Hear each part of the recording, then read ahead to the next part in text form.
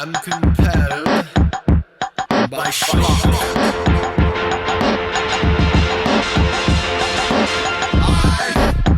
am compelled by shock. I am compelled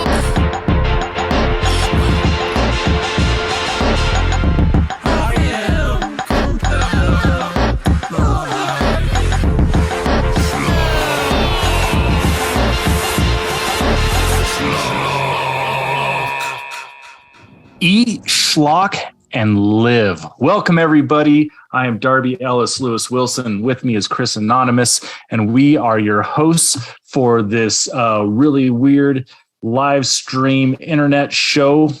What is up, Chris? How you doing, buddy? Doing good, man. Doing good. How are you? I'm doing all right. The movie is one that you picked, and I just found out that you hadn't seen it before. Yeah, I knew nothing about it except for that it was a horror movie. I assumed a slasher that took place at a camp. And since it's summertime, I thought, yeah, a slasher movie that takes place at a camp. That's get some of that summertime slasher going. Yeah, not quite what I expected. Well, this movie is a cult classic, and I don't know how much there is to say about it that hasn't been said. Because so many people have done commentaries on it and reviewed it and whatnot. The movie we're talking about, by the way, is the classic Sleepaway Camp from 1983. It's just 3 years after Friday the 13th, which I don't know for certain if that was the first camp slasher movie, but I think it's the one that put them on the map and influenced imitators like Sleepaway Camp, getting that whole vibe in. But I think I read or heard that the director of this film had actually written a camp slasher movie or a camp murder mystery or something like that prior to the release of Friday the 13th. It's just a natural idea to set a slasher film or any horror film. It's like you're mainly killing kids and teens. Okay, check. You're in a remote place. Check. It just makes sense that you would set a horror movie at a camp. That's where you tell ghost stories. I mean, well, and one of the deciding factors in it was apparently that so at a summer camp you have just a lot of different locations within one location. You have bunks, you have a lake, you have a rec center. Like you can just do a lot of different places. The woods are always creepy, right? So you can hit just a lot of different things. So this movie was funded by the director's essentially deceased mother. She had died and left him, I think, $300,000. That might not be correct, but it was a very large sum of money. And he said, you know what? I'm going to make a movie. Well, and this opens with a dedication to his mother, right? Yep. Which is, man, that's a good son. Yeah, that's something to put your mom's name on. I'm sure my mom loved this movie. But so the movie itself costs about $350,000 to make. And it made box office wise $11 million. So how about that? Really? For a return. Wow. Yeah, I did not expect those numbers. That's impressive, scary movies, man. They do good at the box office. So some of the things that they did that are interesting about this movie, they filmed in the fall, and we can see that here. Like at the opening shot of the movie, you can see that all the trees are brown and yellow and whatnot. They did this, of course, because the summer camp was a real place, and they did it so essentially the summer camp could make some money, out of season. So they were willing to do this, and it's pretty interesting. So they filmed early fall, and they filmed all of the outdoor scenes as early as they could to try and keep the greenery around. They actually had to spray paint a lot of the leaves green to keep it looking summery. And then the more indoor scenes they did later in the fall. And then I assume that this picture that we just saw was one of the latter shots. But they actually did something very smart there with that whole opening shot. It shows that it's in the fall. They show this empty campground. They're playing like audio over it. And then you see the sign that says it's for sale. And it's like, oh, something really bad happened here, right? Like they have to get rid of it. So I don't know. There's some pretty smart things in this movie, that just the way that they did it. And all movies have time constraints and shooting tricks like that, but for a low budget film, I think it's pretty smart. Apparently it was like a real summer camp when they were filming it. All the kids there, they were staying there, they were eating together. There was bullying going on, there were romances going on. It just seems like it was definitely probably the time of the life for a lot of these kids, except for the kid getting bullied. Yeah, I bet that was one fun shoot for those kids. Yeah, for sure. So, Chris, I got a big question for you. Have you?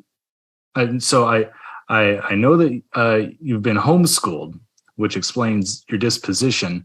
But have you ever been to summer camp? No. Never. See, I thought summer camp was where they sent the homeschool kids to kind of, even them out. Get them socialized, let them get picked on some. Yeah, never happened. No. So I've never been to quote unquote summer camp. I've been to and I've never seen a summer camp. All I know are like these week-long camps where get rid of your kid for a week or two. Right. Right. And I did church camps, and I mean this would probably be a lot like a church camp. Yeah, I mean, so like.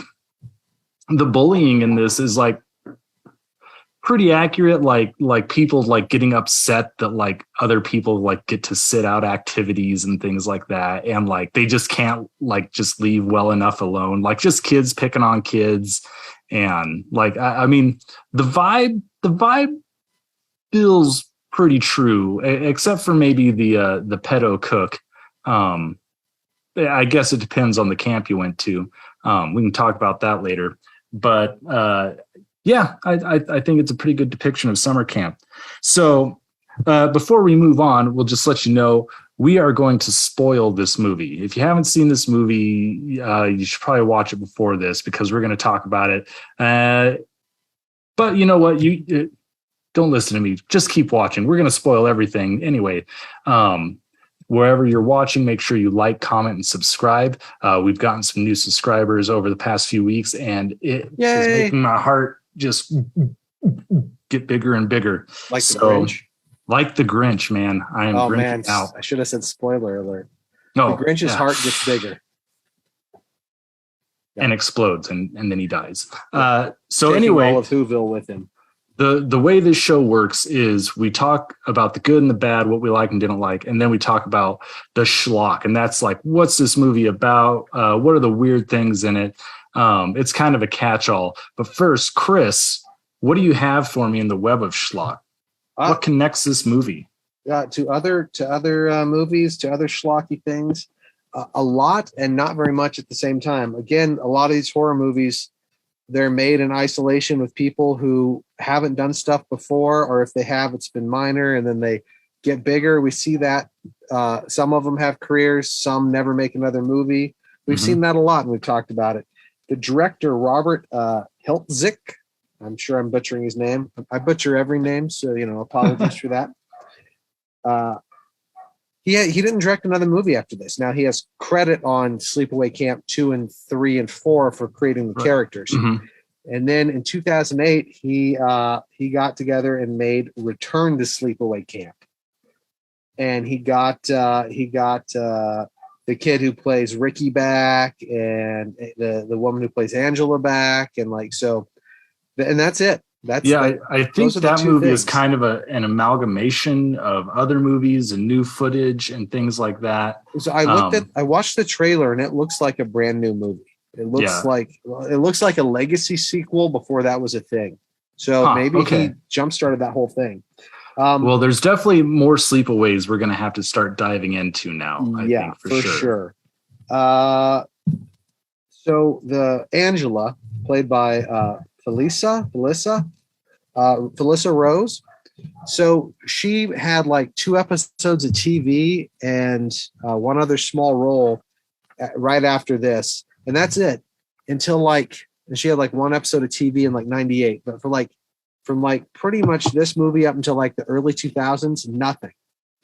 Right, like 2 episodes of TV and a small bit, and then she came back on this scene in like 2002ish, and she has like 166 credits to her name, and they're all like B, C, D, all the way to Z horror films. I mean, some of these have just the best names, and a lot of short horror films, but like she has like 39 more credits of upcoming things, all like horror related and stuff. She is a total scream queen who I had no idea about.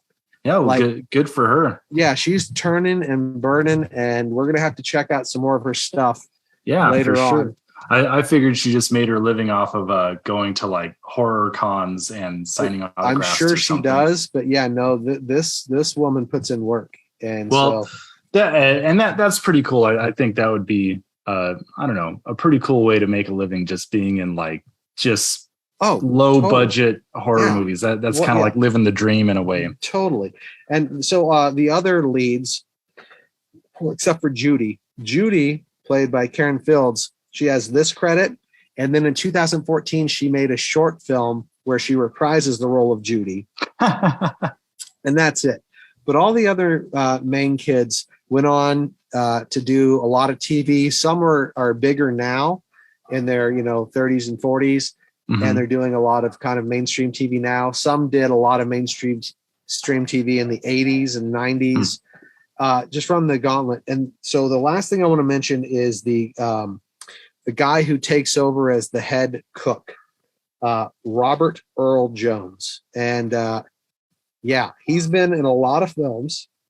Some really good, some really schlocky. But his other claim to fame, this dude is the father of if James you recognize Earl the Jones. voice. Yeah, it looks like all the kids have. I am your father. Yeah, literally. Yeah. I'm sure he said that. So I mean, that's just cool to have James Earl Jones's dad in this small little bit part. That's super campy, but I loved it. And we kind of went over there, but it's really interesting to see how some of them went on to just really embrace schlock and horror and run with it. Yeah, well, let's get into the good and the bad. Want me to start? Yeah, you start. All right, I'll start. So my biggest good for this is that I think this is just it's as much a summer camp movie as it is a slasher film. And so while I haven't seen like every summer camp slasher movie there is, I've definitely seen all the Friday the 13th. I just really like that this movie focuses on the campers, whereas usually it seems like sometimes there are campers there for sure, but it has more to do with the counselors, because they're older and it doesn't feel as grimy to like kill them off when they're doing like sex and drugs and things like that. Rock and roll. Yeah, and rock and roll. But this is a kid's summer camp movie, and I believe they tried to cast actors and actresses that were like in fact teenagers rather than 20-something-year-olds playing teenagers, and man, you can see it. Everybody in this movie like looks goofy, like they're going through puberty, like their arms are just like way too long for their bodies, and they like anyway, it's pretty enjoyable, and that's that gets into my next good, is that this movie like is actually like pretty charming. Like this was, my I'm getting choked up about it. This is I think my 4th viewing of this movie, which out of all the movies ever created, I never thought I would see Sleepaway Camp 4 times. I never thought I would ever have that claim that I've seen. And I'm sure this isn't the last time I'll see it.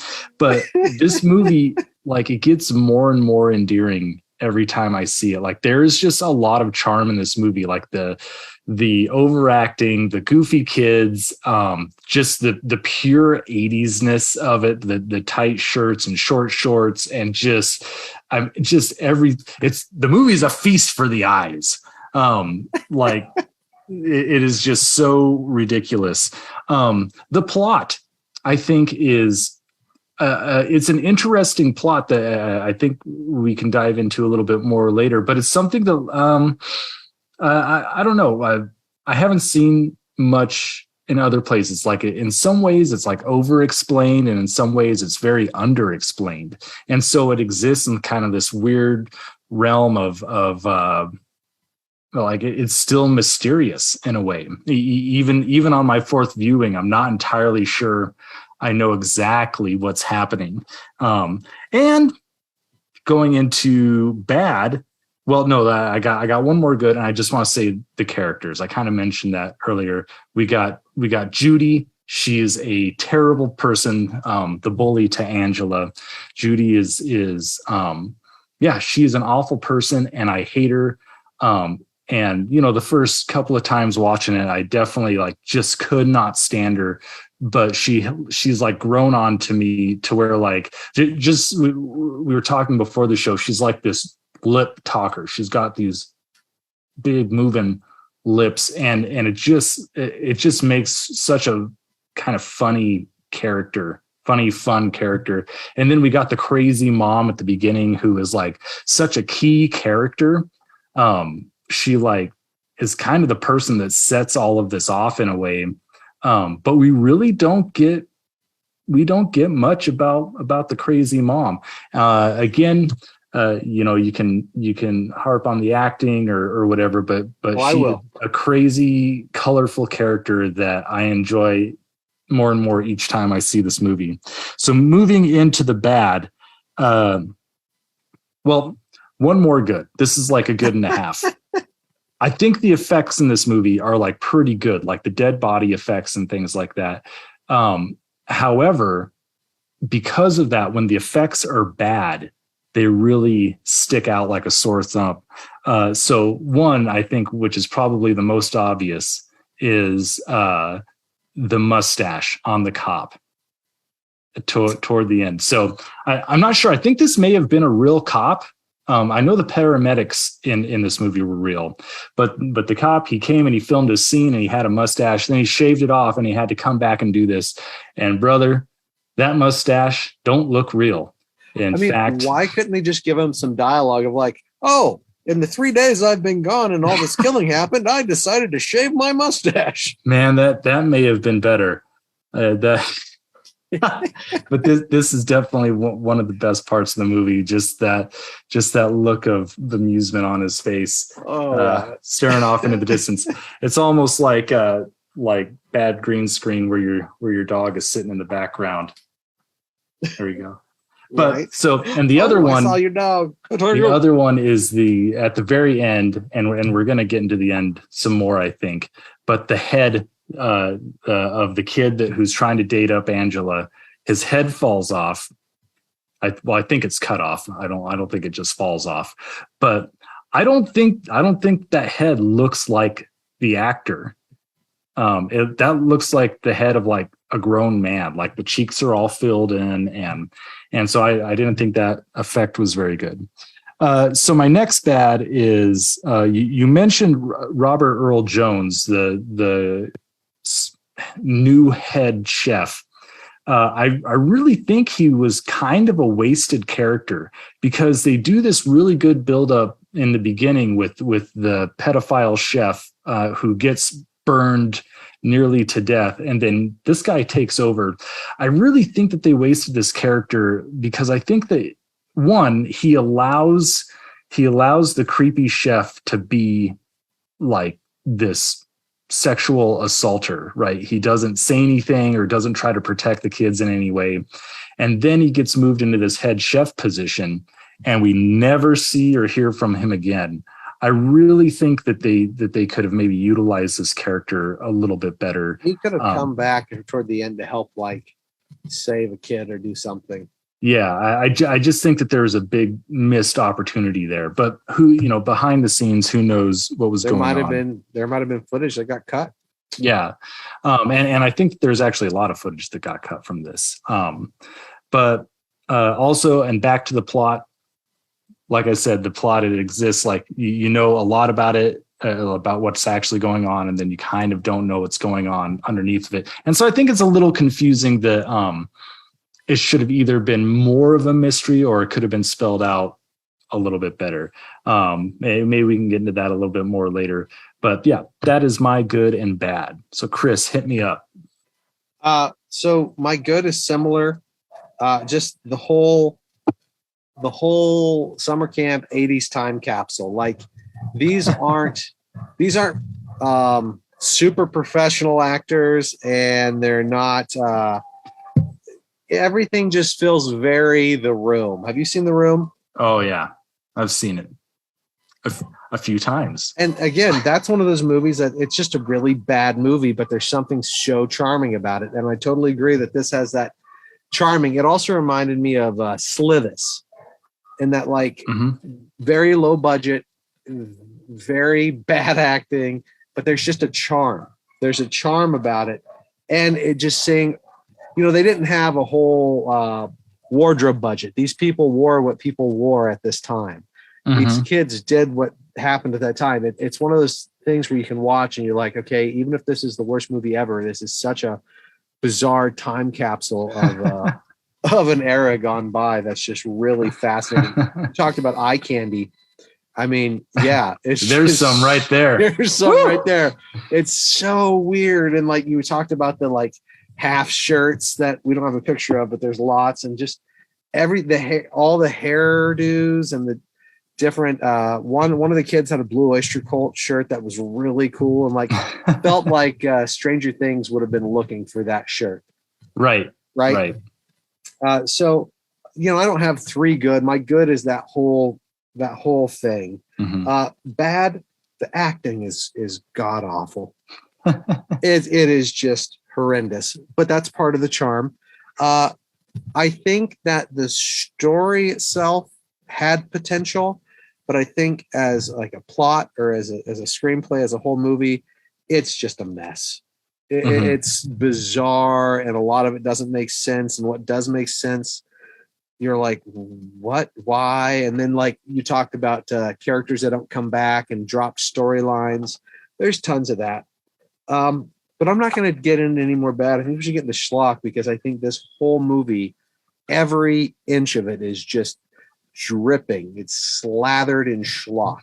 Well, I love. So let's not bury the lead on this. Let's get right to the ending, and maybe that will lead us into some more of the story elements. I was going to do bad on the ending, but the thing is the ending is so iconic, and it's such a shocker that it makes you just kind of not think about how it kind of doesn't make sense. It talk about willful suspension of disbelief. It just really kind of what is going on?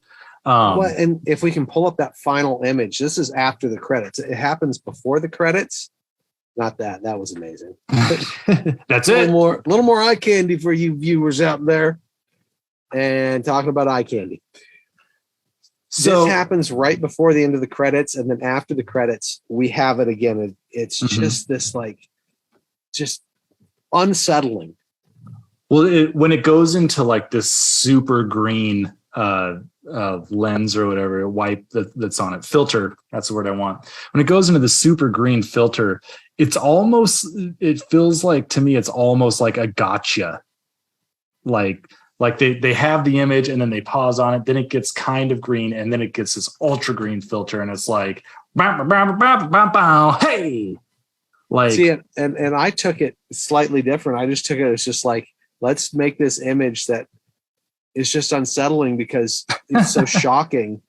And it's just, they got this short man to stand in, and the face he makes is just so disturbing. Well, so it's not his face. It's her face. It's a mask of her face. Yeah, they made a head prosthetic.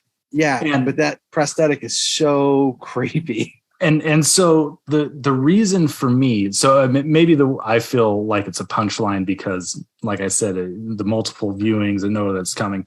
But what I think is bad about it is, one, so it's clearly just like a different person's body, right? Like the shoulders are broader, the arms are the correct length from the torso because it's clearly an adult male, and so it's obviously like not Angela, but also, and I think the weirder part that doesn't make sense is like the hissing and the laughing, like that. Like, It's so just, while it makes for a very creepy, bizarre ending, it's like you don't really get that sense from Angela prior, and it's a twist, and it's supposed to be kind of out of left field in a way, and they do a lot of setup for the gender swap, but just that hissing and like the complete psychopathy of it, like I just think it is. But she just different. She just severed the head of her first kiss. So wouldn't that make you psycho and hissing? I don't know. That's what I've praying never been mantis kissed. do. And they turned her green at the end like a praying mantis. This is all coming to me right now. Oh wow. Okay, maybe. Yeah. Yeah. I know there are a lot of theories about this film, and I don't know if the praying mantis theory has come up. Yeah, I'll show you a theory. So, well, let me ask you this question: is Ricky the actual killer? So we have a picture of this. This is in the in the original movie. What was going on when it was filmed was the actress who played Angela. Her mom didn't want her to be the killer, didn't want her to do any of the killing, and so they had the actor that played Ricky.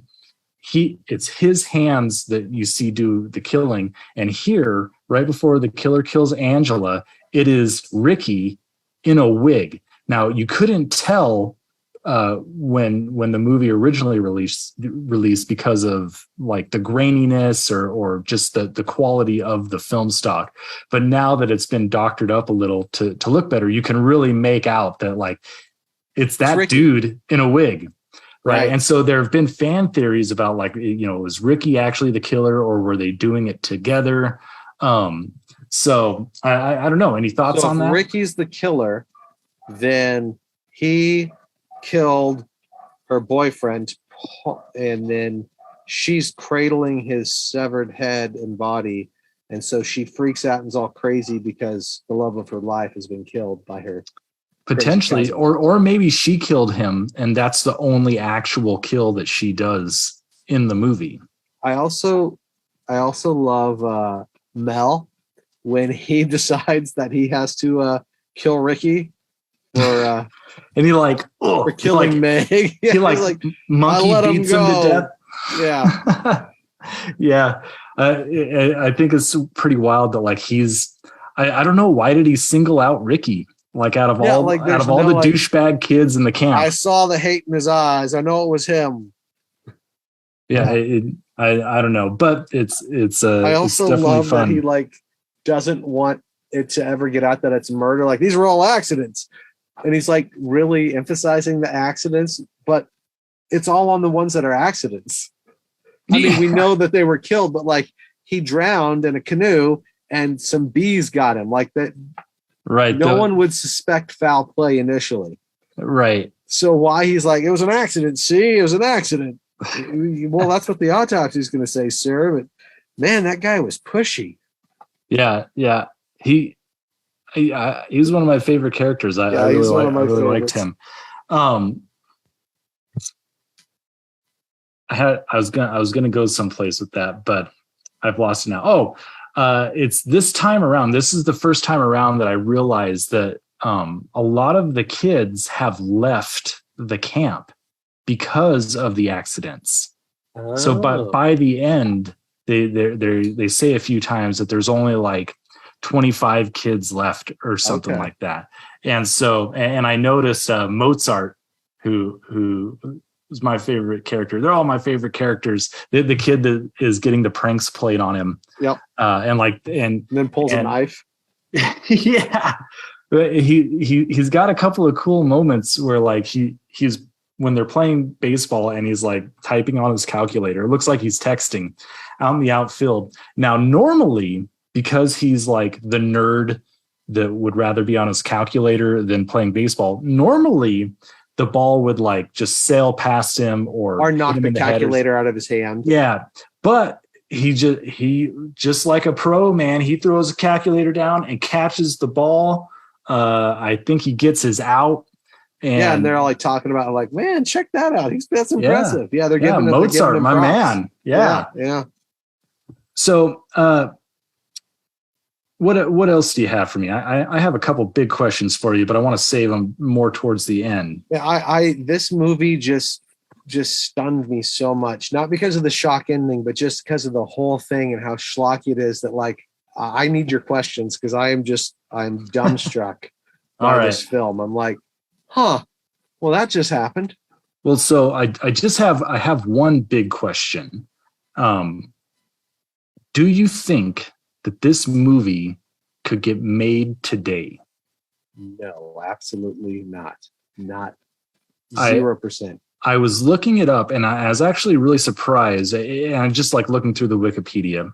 But I was surprised to not see like a controversy tab because I know that there is a big pushback now against like transgendered characters being the killers. So think of the Silence of the Lambs, Psycho, Ace Ventura. That's and so I wonder if this does it fall into that category? Is it something that would just be too taboo for today's audience? Even though it could probably feature kids at a camp getting killed. It could feature full frontal nudity. I wasn't even thinking about that. I was just thinking about just how young the kids are that are getting killed. And that's another angle. Yeah, how overtly sexual and bizarre the whole thing is, especially with the counselors and the staff toward the kids. I mean, there's just so many bizarre, unsettling things that. Well, so say the pedophile assault scene where so the kids first arrive at the camp and they're running by and the creepy cook is like, oh man, we call them bald chickens. I don't even know what that means. I don't know if I can say that on YouTube. So, but it clearly very creepy. Okay, here's a question for you. Do you think that scene came too early in the movie? Because it sets it up that the killings are justified. But here's the thing. Justified in the sense that like these are bad people. Now, for the creepy cook, it definitely seems justified. Whereas I feel like maybe it makes the other killings just seem more petty, right? That one is out of self-defense in a way because you know this guy is going to keep going. And the problem is we don't know if he was killed. Like that's clearly the first person you want to see die, and you love to see him get boiled alive. Right. But he's still breathing and moaning and crying when they take him out. So, right. I mean, maybe he lives. And Angela was threatened by him, and so she kills him. And then she's threatened by all the other kids and bullied, and so she kills them. But she's not that threatened. I think when she gets tossed into the water, I think Meg and Judy, I think that they're within the confines of the story are justifiable because one, Judy is like giving her shit all summer and she's not stopping and she's instigating harm towards her. And Meg, so Angela is the way she is because of like this huge traumatic experience, and they like physically grab her and make her relive that experience. Okay, I get it. But like a water balloon saying, hey, Angela, why you so weird? Like like bad mouthing her, like, I don't know if that justifies a bee attack.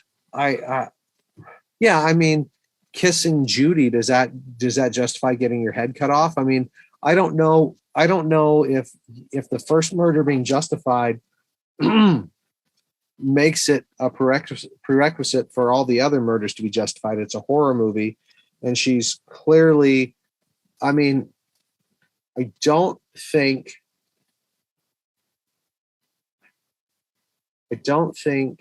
the main reason that she is, there's lots of reasons that she's the killer. That's how it was shot and written. But I think one of the main ones is that she's traumatized by camps in general, because she was at a camp when her sister was killed. Mm-hmm. And her father, who the accident was watched by the father's business partner / lover. And they were on their way to see Dr. Tom. Yeah, again, very confusing. So in the confines of the story, I think her motives for justifying her killings get weaker and weaker. Like we said, water balloons. But again, she's the horror person. Well, kills. it's perhaps slipping deeper and deeper into But I do have a psychopathy. problem with one of her killings. Okay. The kids out sleeping in the camp, where she takes a hatchet and hatchets them through the sleeping bags. And she kills like four like really young kids, like probably 8, 9, or 10.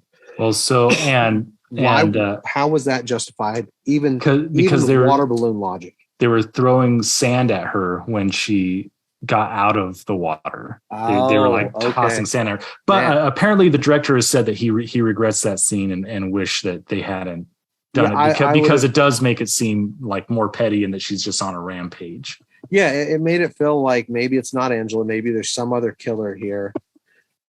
Well, and that it's also confusing when she kills the guy in the canoe, because she pops up and she's all covered in like black goo from the lake. But then he says, "Oh, it's you." Like they have some kind of friendship, like they know each other. Yeah. Like she's been there before. But if it's Angela, he just knows her as this quiet girl who's never. Well, let me toss this out for a theory. It's probably been said before. I don't know. Maybe the killer isn't Angela or Ricky. The person we see at the end is actually a man who kind of leather faces Angela. Angela dies. Her body is somewhere, and he has taken her face and this expression of terror and puts it on. And that is the true killer. I like it. So anyway, we are running out of time. Yeah, we went way over, and again, I have no real theories. I have no real answers. I thoroughly enjoyed this movie because it's so schlocky, and maybe someday I can aspire to watch it 4 times. Well, so everybody, please in the comments, tell us your summer camp stories, because I'd love to hear them. Are they similar to Sleepaway Camp in any way? In any fashion? Were there severed heads? Were there water snakes? Were there people getting killed by bees? What's next week? So next week, it's the classic. I think you're going to like it. Have you heard of a man named Ray Harryhausen? That sounds familiar, but I can't. I bet you have. We're going to be watching The Golden Voyage of Sinbad. Yes. Very awesome movie. It's like what epic movies were back in the day. So make sure you check it out. It's free on Tubi. Join us next week. I am Darby Ellis Lewis Wilson. This is Chris Anonymous. And we are compelled by schlock. We'll see you next time. Peace, everybody.